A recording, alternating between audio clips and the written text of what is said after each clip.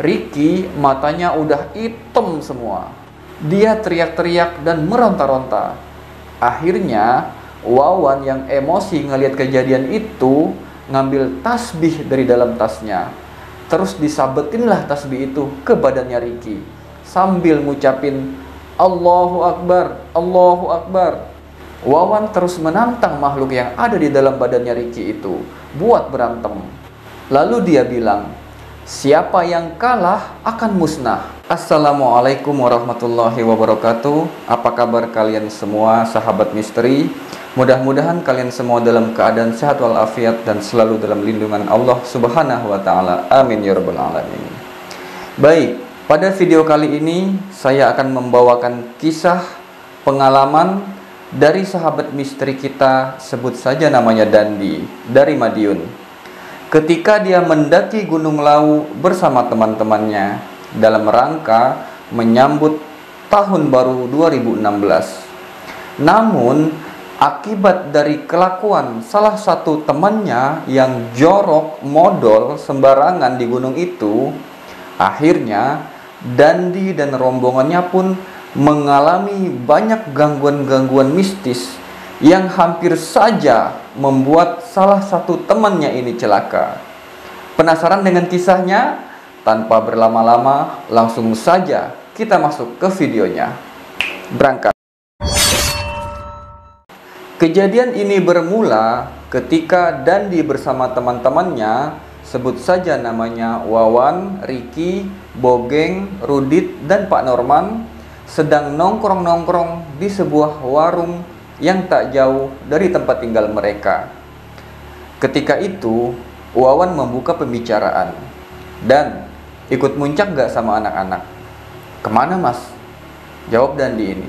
Ke Gunung Lawu, anak-anak ngajakin tuh. Kapan ya mas? Nanti malam tahun baru, jawab Wawan ini. Lantas Dandi pun menyambut dengan antusias ajakan Wawan ini.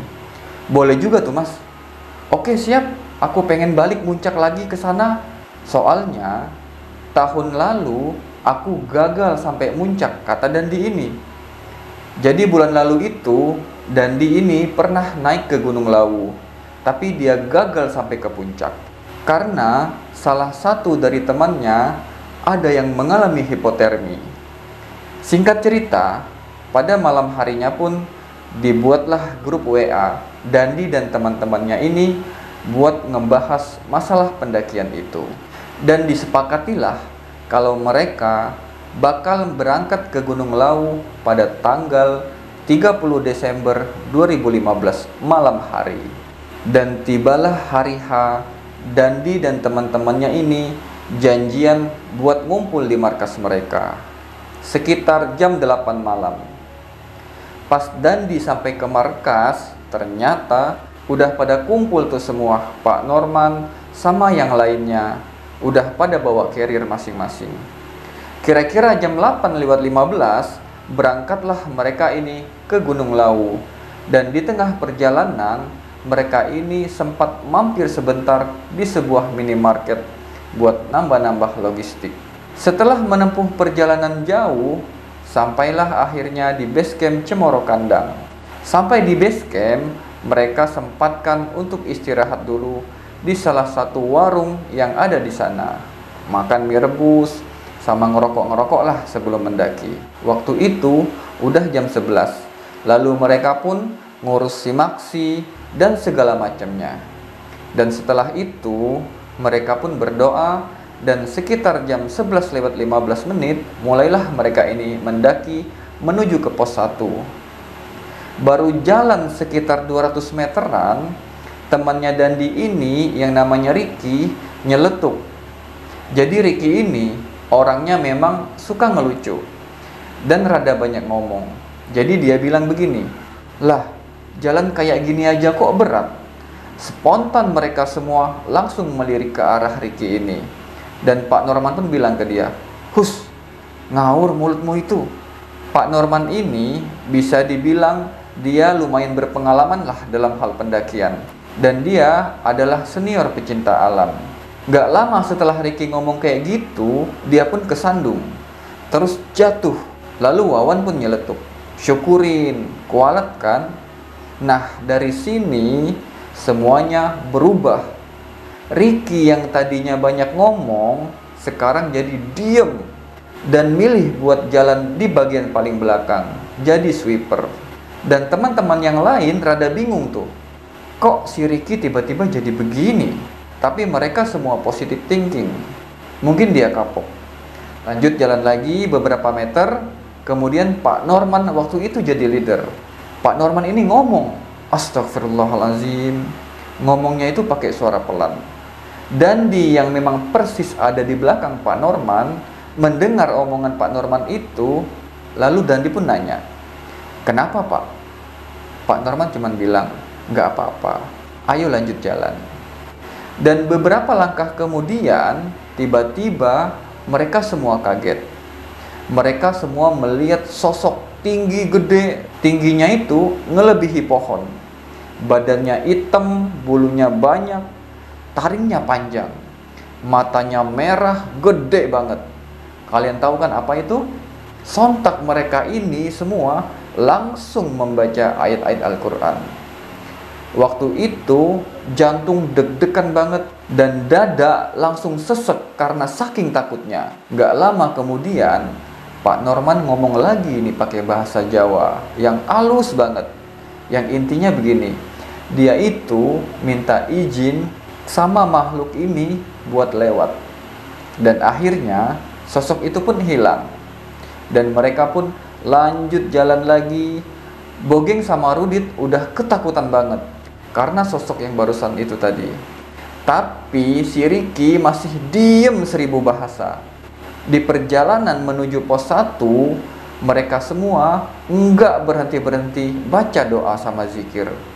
Waktu itu udah nunjukin jam 12 malam lewat. Kira-kira 50 meter sebelum pos 1, mereka ini baru ngelihat ada pendaki lain. Sebelumnya enggak lihat pendaki sama sekali. Ada satu orang pendaki yang lagi istirahat di pos itu. Akhirnya rombongan Dandi pun ikut istirahat di situ.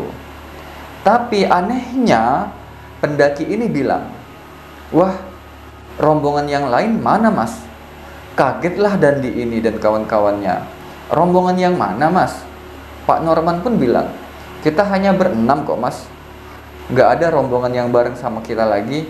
Loh, tadi ada 20-an orang yang bareng mas dari jauh saya lihat. Semuanya pakai senter kok. Nyampe sini kok sisa 6. Makanya saya tanya. Oh iya mas, mereka udah pulang, balik lagi.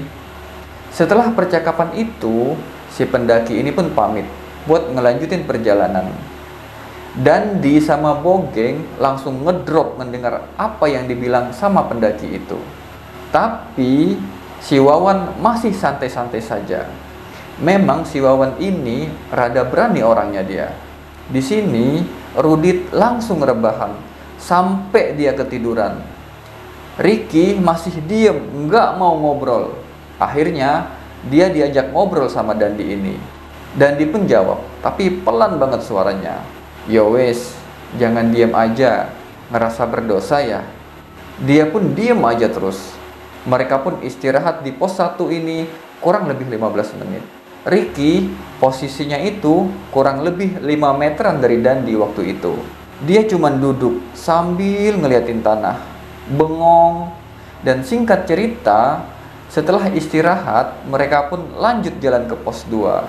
Sepanjang perjalanan ke pos 2, ada beberapa hal ganjil yang mereka alami.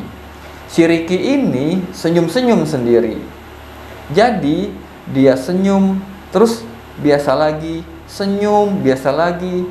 Rudit sama Wawan udah ngerasa aneh sama tuh anak. Kayak ada yang gak beres itu. Bener aja, pas mereka lagi jalan kayak gitu, kedengaran suara truk. Ternyata si Ricky jatuh pingsan. Mereka semua pun kaget dan langsung nyanderin dia ke pohon dan berusaha buat nyadarin dia. Gak lama kemudian dia pun bangun dan keluar suara dari mulutnya. Aku nggak seneng karo bocah iki. Wah, Ricky kesurupan. Dandi, Bogeng sama Rudit udah pucet di situ. Wawan langsung baca-baca doa dan berusaha buat komunikasi sama makhluk yang ada di tubuhnya Ricky itu. Sosok itu bilang, Kalau kalian mau menikmati tempat ini, jangan sekali-sekali ceroboh dalam melakukan pendakian. Anak ini sudah kami tandai dari awal. Wawan sama Pak Norman langsung minta maaf dan mohon diizinin untuk ngelanjutin perjalanan. Gak lama kemudian, Ricky pingsan dan setelah sadar, dia bilang, "Loh, kenapa aku? Kok rasanya pusing semua? Gak ada apa-apa, wis lain kali hati-hati ya le, jangan sembrono." "Njih Pak, ini kita sampai di mana ya? Kita udah jalan ke pos 2, wis jalan lagi. Kok cepat sekali rasanya udah mau ke pos 2? Wis ayo jalan lagi, gak usah banyak ngomong," kata Pak Norman ini. Singkat cerita, pos 2 pun udah kelihatan dan waktu itu udah jam setengah 4 subuh. Di pos 2 ini mereka ngeliat banyak banget tenda pendaki, sekitar ada 5. Tapi tenda-tenda itu kayak tenda yang udah lama banget, warnanya udah pudar, sampai merek-mereknya pun udah pudar. Jadi mereka nggak bisa lihat ini tendanya merek apaan.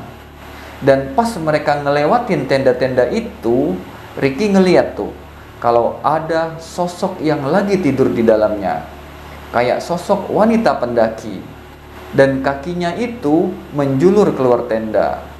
Tapi baunya itu kok busuk banget. Sampai-sampai matanya Dandi ini berair karena saking baunya.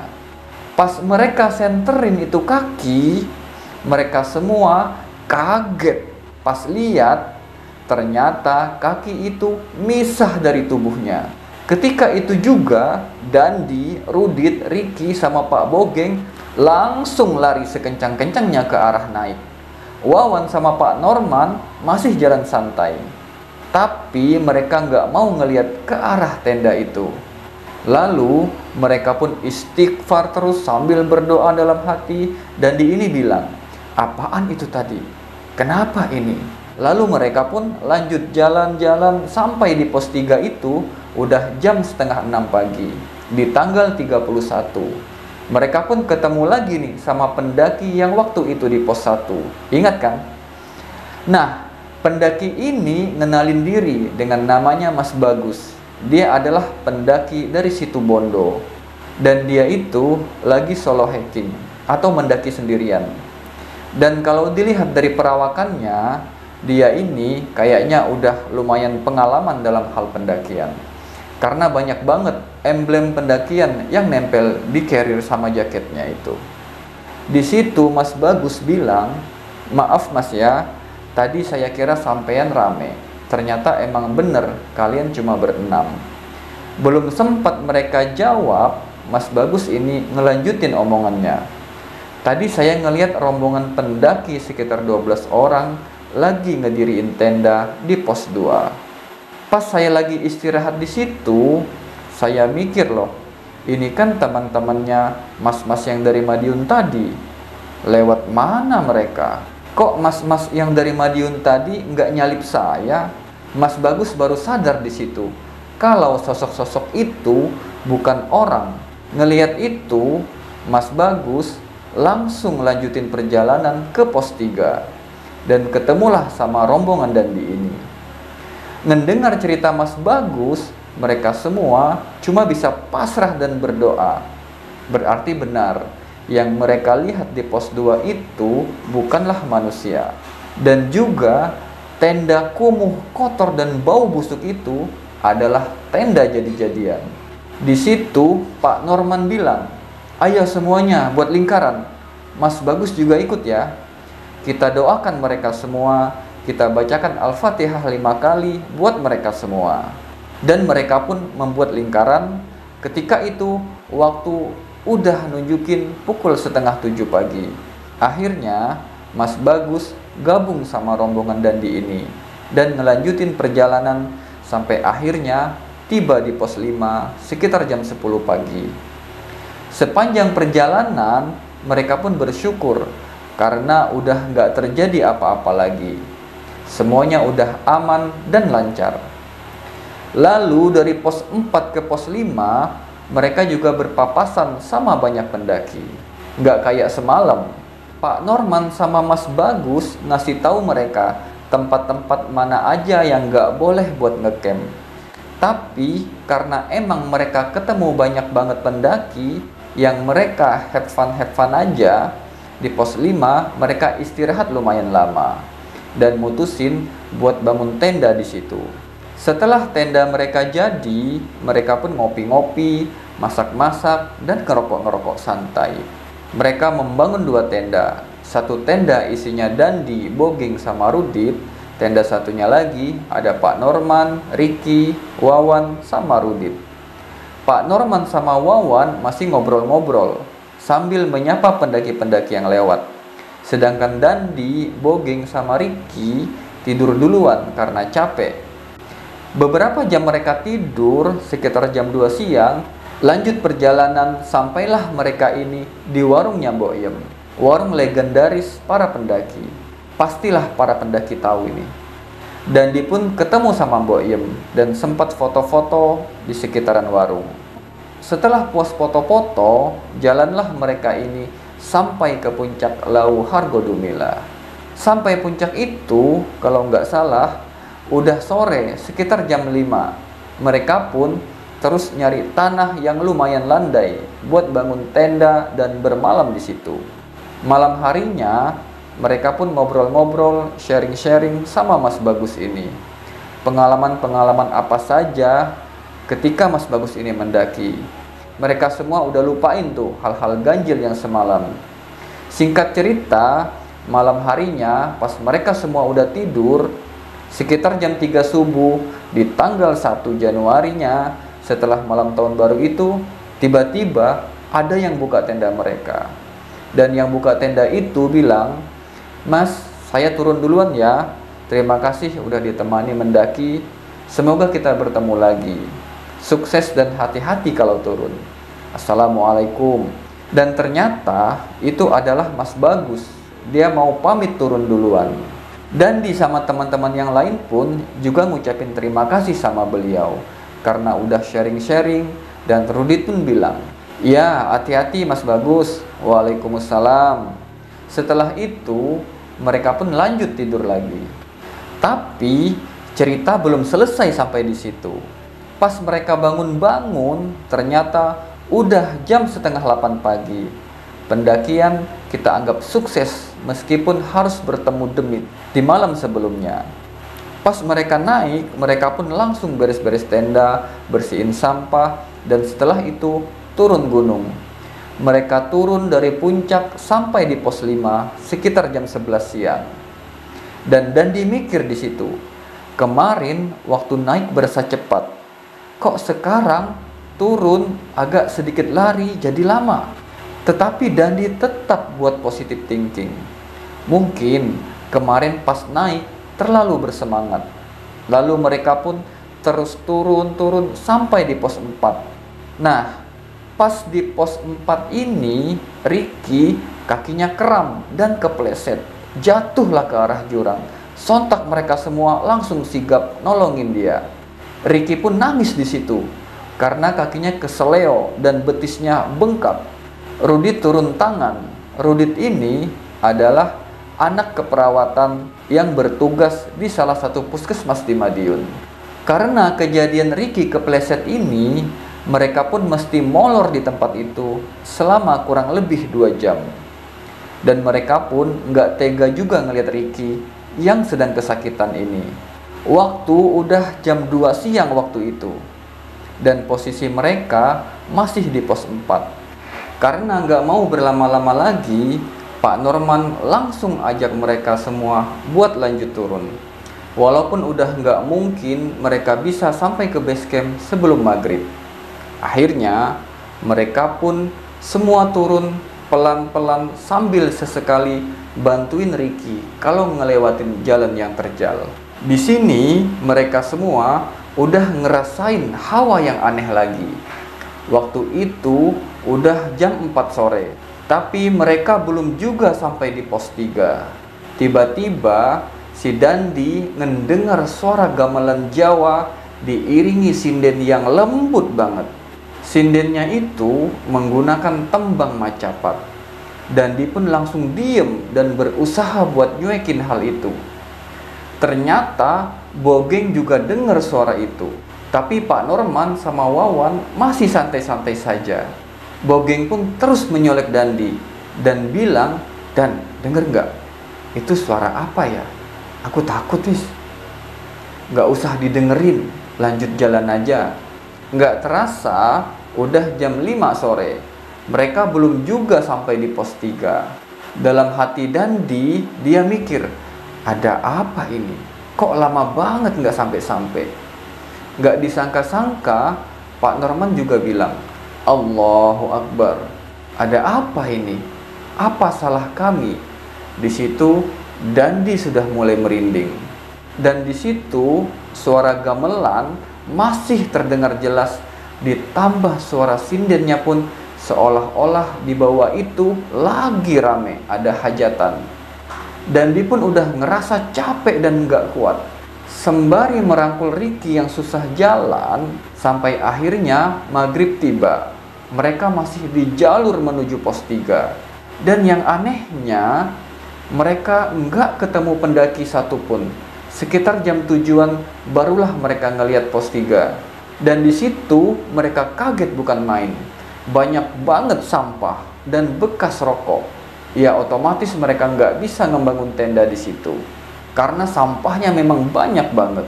Dan terpaksa mereka harus terus ngelanjutin perjalanan ngelewatin pos 3 itu. Pas mereka ngelewatin pos 3, tiba-tiba ada suara dari belakang, seolah-olah lagi mengejar mereka. Larinya cepet banget. Mas Bagus tadi sempat ngasih wejangan, kalau dengar suara apa-apa, jangan nengok ke arah suara itu. Dan mereka pun terus jalan ke pos 2. Tapi suara langkah kaki itu masih kedengaran ngikutin mereka dari belakang. Dan benar saja, kedengaran suaranya dar, seperti sebuah suara ledakan. Bikin mereka semua kaget bukan main. Dan ada satu pohon yang kayaknya habis disambar petir. Pohon itu berasap dan masih ada percikan api.